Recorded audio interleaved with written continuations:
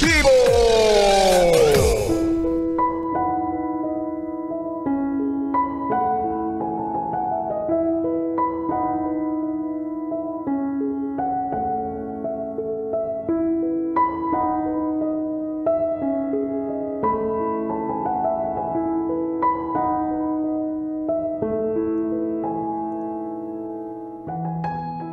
Bibi, kumusta?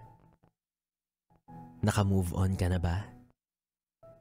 Nakalimutan mo na ba ang tamis at saya ng nakalipas nating pagsasama?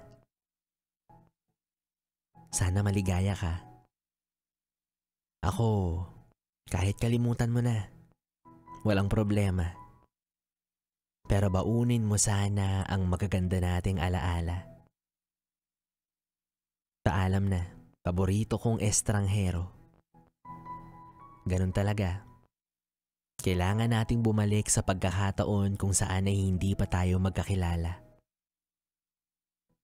Ngunit kahit wala na tayo sa buhay ng isa't isa, ang mahalaga, minsan nating naranasan ang maging masaya ng magkasama. Pero napapaisip lang ako kung minsan na rin bang sasagi sa isip mo na minsan ay naging atin ang mundo. Kung paano natin unawain ang nararamdaman ng isa't isa kahit hindi na tayo magsalita. Kaya sana,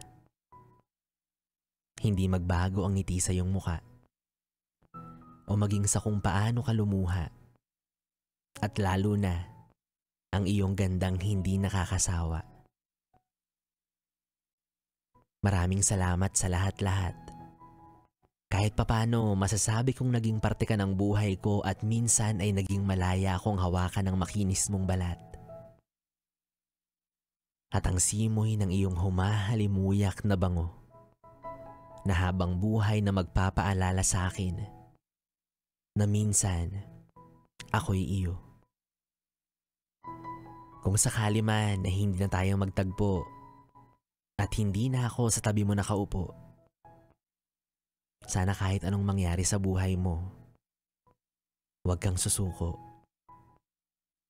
Kilala kita bilang matapang at matatag. Kahit minsan iyakin ka, alam kong lumalaban ka at hindi nagpapatinag. Kung saan ka man dalhin ang tadhana kung saan wala na ang aking presensya, piliin mo lagi ang maging masaya. Kahit sa piling pa ng iba. Dahil ngayon, pinapalaya na kita.